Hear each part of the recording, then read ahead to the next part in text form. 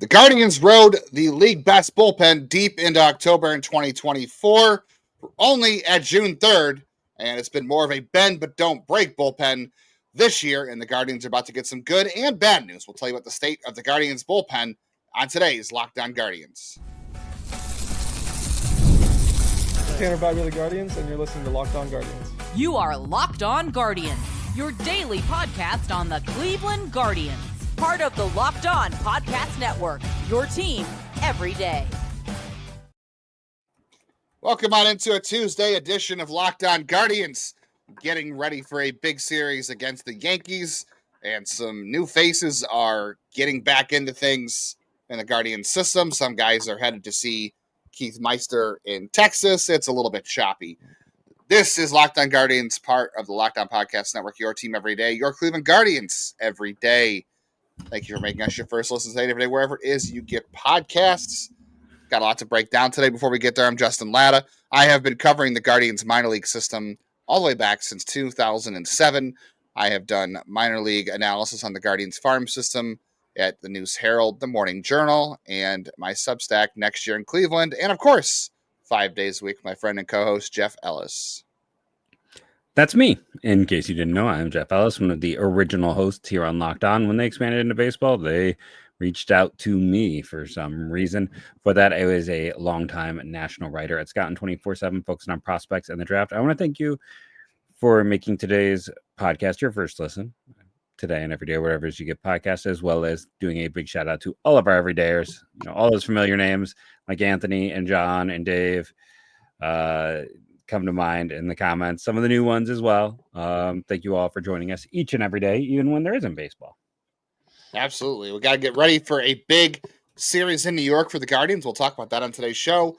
We'll talk about expectations for Shane Bieber as he heads to his rehab assignment this week.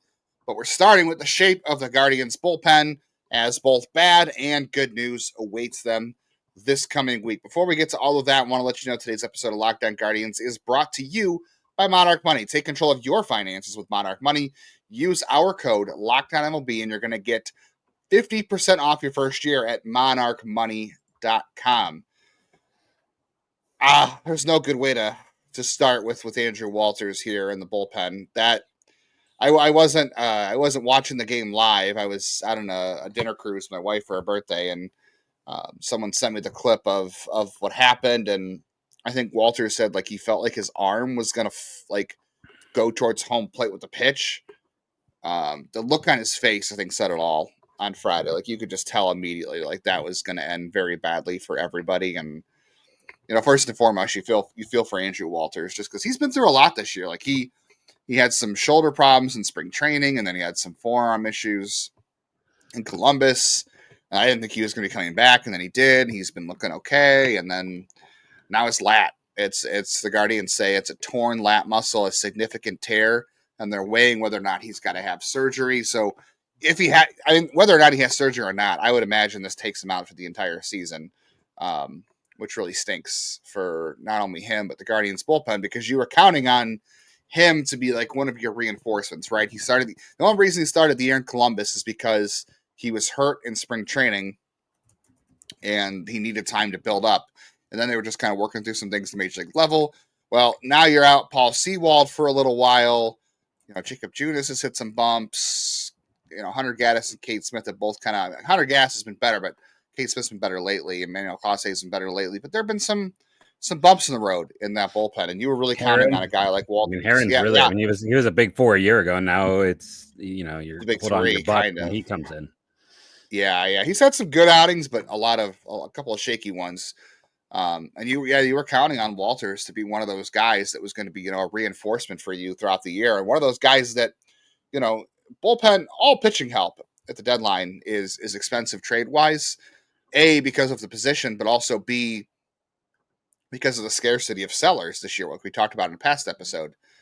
You were counting on having Walters as part of that depth because you wouldn't have to go out and seek bullpen help. Now, luckily, bullpens are one of those things you can, I don't want to say rebuild on the fly, but you can move pieces around and figure things out. I mean, the 2018 Indians bullpen was an abject disaster, and they added Brad Hand and a couple other guys, and they were a little better, and they made the playoffs, but that was a very soft division. This is not a soft division this year. The Tigers are really good.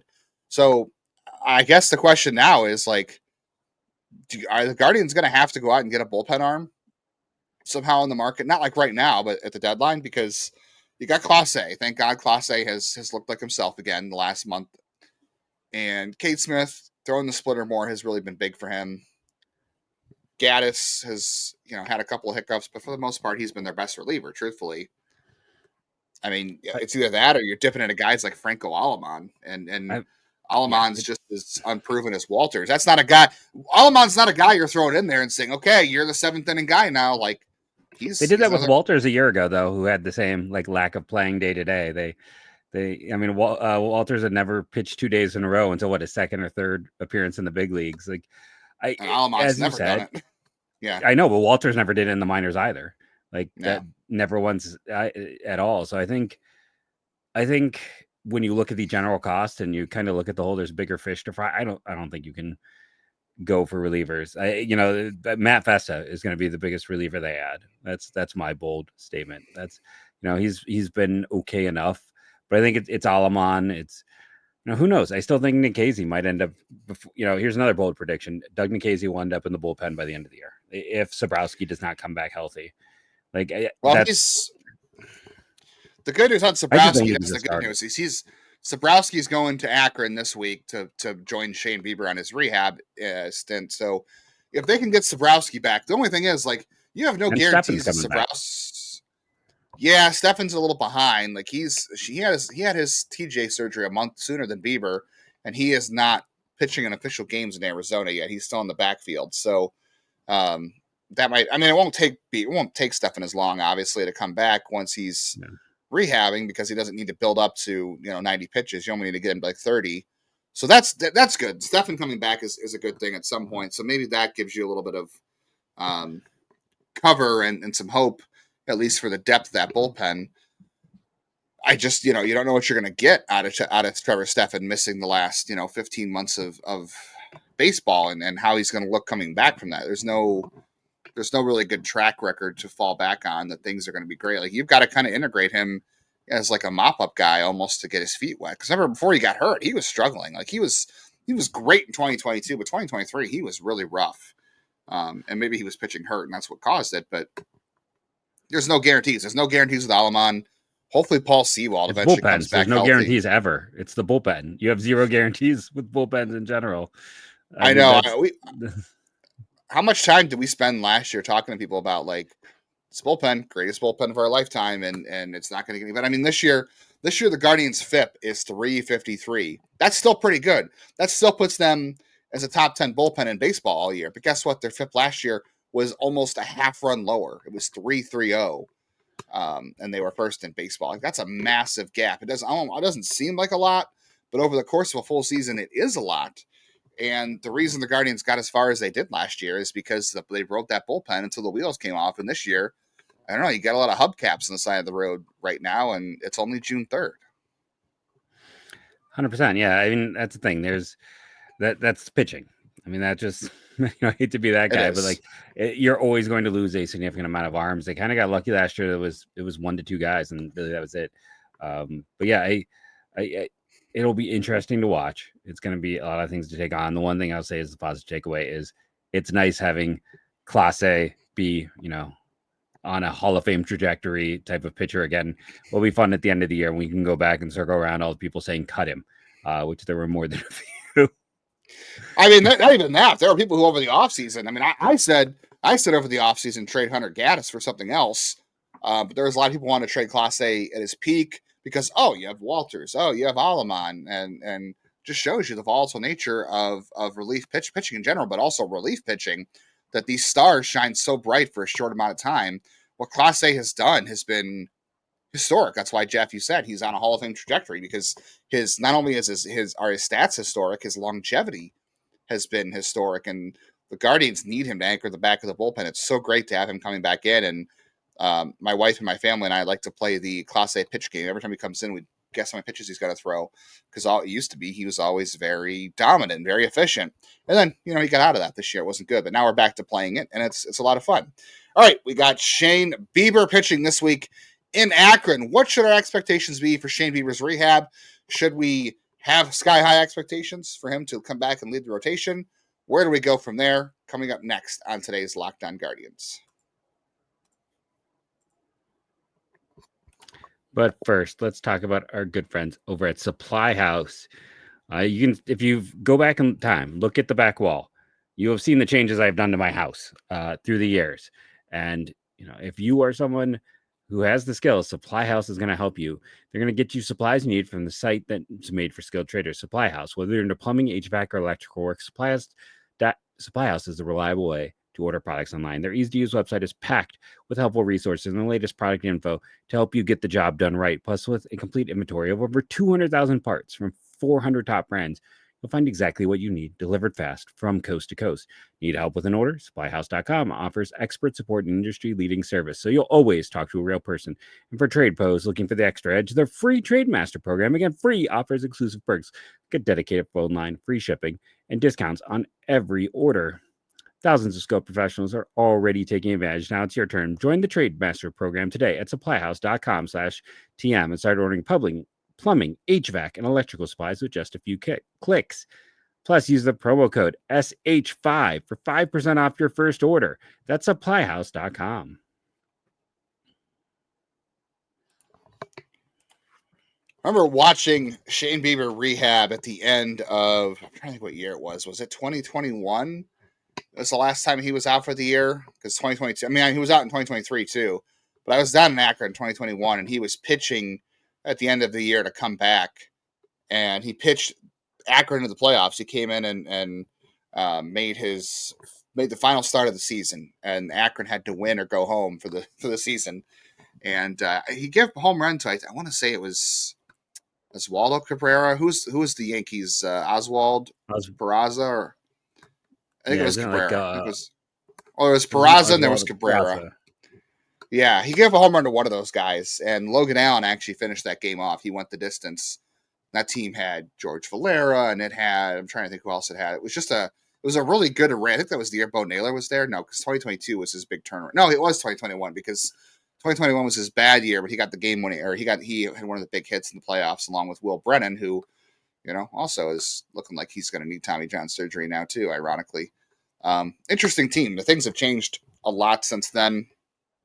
I'll be very curious to see what happens with Shane Bieber in Akron on Thursday. First of all, the weather doesn't look great, so I hope that's not an issue. But his first start in Arizona was said to be so fantastic. Like I was surprised to see that he pitched to 6 batters, and he got 5 of them out.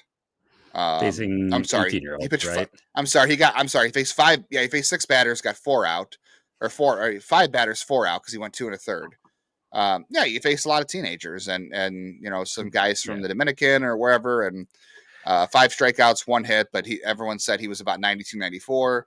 The reports were the changeup was really good, which is something he was working on pre TJ last year. Look, Tristan McKenzie pitched out there, and you want to know what, Jeff? He hit a batter, he threw a wild pitch, he walked 2, he gave a home run to an 18-year-old. Right. At all. Like, there's a reason why no team in baseball wanted Tristan McKenzie. Like, let's be very honest about that. Like, with Bieber, it's great. Like, you don't want to see anything negative, because it's essentially Shane Bieber is facing high school kids. Like, Tristan McKenzie is showing that he would get beat up by high school kids right now, which is an unfortunate situation, but it's where he is. With Shane, he's doing what he needs to do. He's taking care of business. This is going to be a big step up in Akron, where there's going to be some degree of selectivity, some degree of guys who can, wait on stuff. And I'm not saying this to poo-poo it. I'm just saying, like, listen, he did what he needed to do in that game. This is where it starts to matter, though. Like, that game was just, if he didn't pitch well, I would be scared. Whereas opposed to he took care of business. Yeah. Well, yeah, it's one of those things, like, darned if you do, darned if you don't, because you pitch well, you're supposed to. It's the same thing with George Valera, right? Like, I know they're not in the same trajectory anymore, but if you do well, great. Which, by the way, George Valera also joining Columbus on Tuesday too, so that'll be a fun thing to watch, even if he's not really a prospect at this point. But yeah, you got to play, you got to pitch well, you got to play well against the players you're supposed to kind of beat up on, and if you don't, everyone looks at you like you're Tristan McKenzie, unfortunately, which I don't want to beleaguer Tristan McKenzie more than we already have, and I'm sure he doesn't feel great about himself right now, which I feel terrible about. But I was just surprised that they let Bieber throw that many pitches and that many innings. Like, he's going to go about the same length on Thursday at Akron. We're talking 4 or 5 batters, maybe 6 total. And I don't know. There's no tomorrow for him in Cleveland. Like, why do they care? Right. There's no tomorrow for him. Yeah, if he pitches great, he's going back onto the market.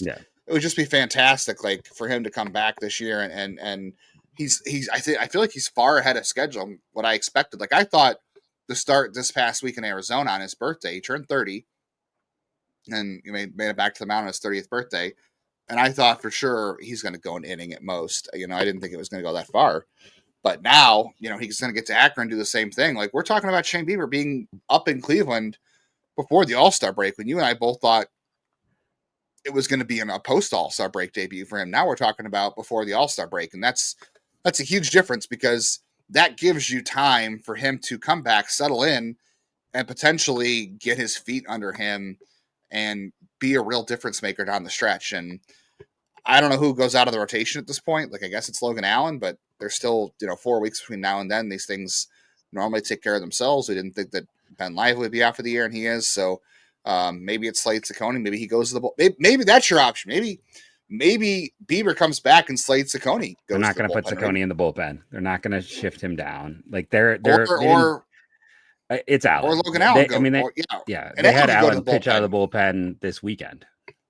Right, that was because they skipped his start because they had the 2 off days and they needed some length out there. They skipped his start and not. I know they moved, but I think they've shown who their 5th starter is. I think we can kind of read the tea leaves with some of how they're planning. That maybe Logan in the bullpen is an interesting option, because Herron has faltered, and Colby Allard is kind of a long man who's done a great job, but there's not a whole lot of certainty there beyond what he's already done. I'm very cautiously allowing myself to believe that Shane Bieber could come back and be the leader of this rotation. I know Tanner Bibby's still the guy, and he got the contract, he's staying, all that stuff. But I don't know. This is a guy whose elbow halfway through his Seattle start. 3 of the last 4 years be bad. I'll also say, let's not put too much on him. But he never. Well, no, you don't put too much on him. But he was pitching hurt. He tried to avoid surgery. Right. He didn't want to do surgery. He wanted to do the rehab process. He did that. He never addressed the underlying issue. And then he goes out in Seattle in his first start, or was Oakland. Kicks butt, and he knew halfway through that Oakland start something wasn't right. He was hoping he'd bounce back and be okay. And about the first or second inning of the Seattle start, he knew it was over, and his elbow was killing him. And he went 10 innings or whatever it was, and 11 innings, didn't allow him a run on a shredded elbow. A healthy Shane Bieber coming back from that, I'm allowing myself to be a little bit excited. I think you don't want to put it too much, because command and control take a while to come back. No one comes back from Tommy John cleanly. No one comes back cleanly from Tommy John. They're always about 80 to 90%. Matt Boyd last year. Matt Boyd is pitching the best of his career. He got the best contract of his career off of 3 months. The best contract of his career he's ever thrown in his life. He had a longer layoff than Bieber. Did he? Did he?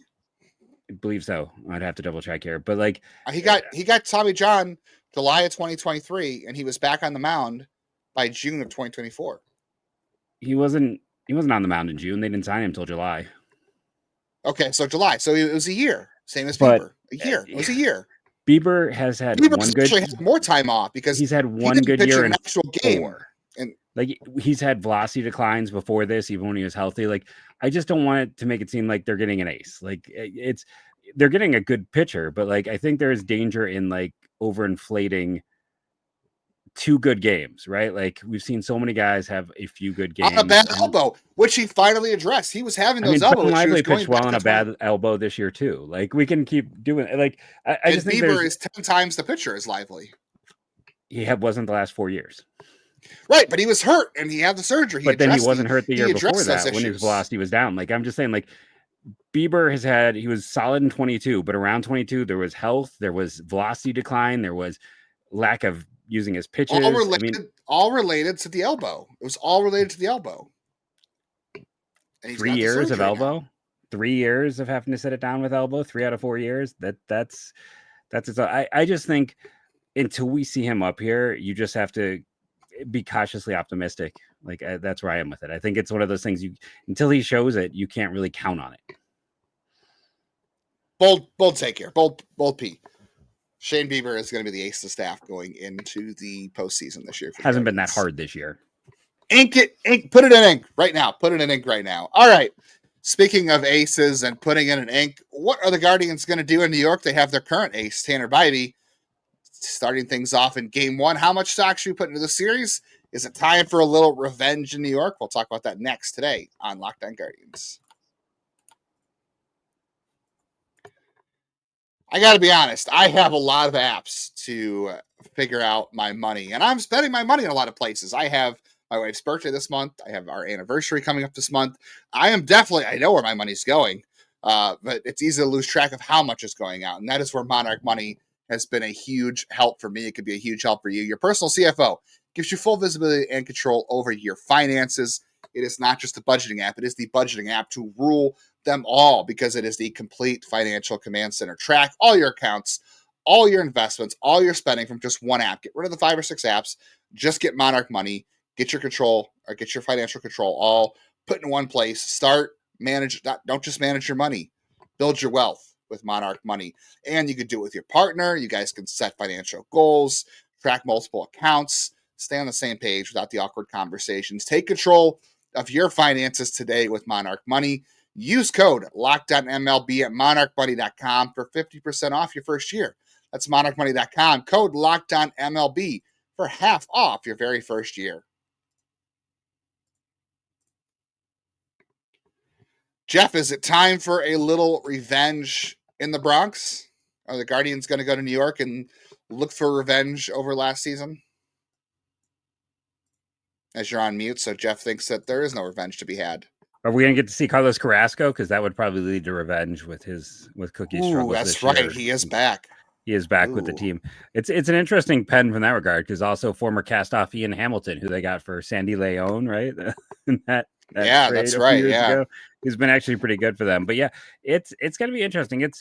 I will say this on paper, like you look at that matchups, like listen, Max Fried is tough, and Rodón has owned this team in his last 2 starts. But they are kind of lucky to have Clark Schmidt, who they've played well against, and not have Will Warren, who's been one of those guys who is a kind of a belle of the ball recently. Like he is someone that there's been so many positive reports written up on Will Warren. At the same time, it would have been nice to get to face. But then, Ryan Yarbrough is another guy. Yarbrough, I can't say his name apparently. Yarbrough is another guy that people are getting very excited by after 3 starts. So who's to say? But Matt Blake is doing a lot of great work for the Yankees, it seems. Yeah, Carlos Rodón has really had the number the last several years, even going back to the White Sox. He threw a no-hitter that was almost a perfect game, except for barely hitting Roberto Perez in the foot on the last batter of the game. And Max Fried might be the AL Cy Young Award winner if the season ended today. He's been really, really good. It'll be interesting because that's the first time we're going to see a lot of David Fry, and he hasn't had a whole lot of time to get back. And the one thing he did last year was smash lefties, and now he's got to come back with very limited reps and face 2 of the best ones that you're going to see in the American League in 3 days. So yeah, Clark Schmidt, hopefully they'll get a reprieve there. It's going to be interesting. Like, Tanner had a good start against the Yankees last year in the postseason until the Giancarlo Stanton at bat, where he just, mislocated one pitch, and that was the end of the series basically after that home run. But he was pitching well up into that point. And I think he made his second start of his career in Yankee Stadium against Garrett Cole. So you want to get that off to a good start if you're going to win this series. You want to have Tanner pitch really well. It's going to be a tough night offensively. Like I won't be surprised if the Guardians offense does absolutely nothing against Carlos Rodón. They haven't in the last couple of years. Getting into that pen. That's exactly what it was. The Angels. Yeah, you want to get into the bullpen. Devin Williams has been a mess this year. Starting to turn around. Has he? Okay. Yeah, Mark Leiter, Luke Weaver, and Devin Williams have been pretty tough at the back, but it's the rest of it, not so much. Like the rest of it, Tim Hill. Yeah, Carrasco's just joined the bullpen out there. They have Brent Hedrick, who just came back. Yeah, it's not a great. It's a soft underdog. We always talk about. Yeah, Leiter's been tough. Williams is starting to rebound of late, and Weaver is not quite as good as a year ago, but he's still been okay. And then he might be hurt, right? Or no, that was a week ago. No, yeah, he was injured in Sunday's game, so I'll be curious to see what's going to go on there, because then that really hurts their pen, because then they really Mark Leiter's the only guy who's been consistent. So what we've seen with this team all year is that I think they lead baseball in comeback wins, right? Cleveland does. Like, they have the most late inning wins. And that's what they do. They see a lot of pitches, they get into the bullpen, and then they beat up on bullpens. You don't want to be down against this bullpen, though. You don't want to be down against the Yankees because look, they're going to push Rodón and Fried as far as they can go in any game anyway. Yes. They're going to want to work into the seventh inning. Clark Schmidt, probably more of a 5 and fly guy for them, but those other two guys, they're going to ride them as far as they can go. So the more pitches you see, the better. Although, Max Fried doesn't walk anybody this year. Rodon's got a bit of a higher walk rate, but it's not out of control. And Clark Schmidt walks a lot of guys. So I think, like, game 2, and we can sit here and say this all the time, right? Like, well, this is how it should go. It's how we want it to go. And then the Guardians go in and they beat up a guy like Carlos Rodón or Max Fried, and they lose to Clark Schmidt. Like, that feels like how this season has gone, right? Like, every time we think that this is how it will go or how we think it should go, and it doesn't go that way. So there's a chance that if they're going to win the series, if they win the series, if they want to win the series, they have to get to one of those two lefties. But it would just be ironic for this team to go out and win 2 of 3 and they're both off Fried and Rodón. I think that's pretty much next to impossible, but you never know. The pitching matchups are really fascinating this series, though. Like, Luis Ortiz wasn't at his best his last start, but he calmed things down. Give up one run. And we get one run. Yeah, it was kind of iffy early on, but he settled in after he had a good start and then a shaky second inning, and then he came back just fine. And then Slade Ciccone, obviously his most recent start, was not good. Give a lot of home runs to the Angels, and now he gets to go to Yankee Stadium for the first time and face all of those great hitters in their lineup for the first time, like Aaron Judge and Cody Bellinger's having a good year, and Paul Goldschmidt's having a great year. Ben Rice is having a great year. Trent Grisham is going to be an all-star, and he's struggled to hit for years. Like, they have the best team in baseball by WRC plus. This is the best team in the American League by his stats. They're 6th in FIP and 1st in WRC plus. Like, they're better than the Tigers by performance. They are. And the Guardians took 3 of 4 from the Tigers, so we were careful not from the Yankees. When? Earlier this year at home. Oh, that's right. They took 2 out of 3 from the Yankees earlier this year. You're right. Wow, I forgot that already. It's already June. I'm losing track of where things are going. Jeez.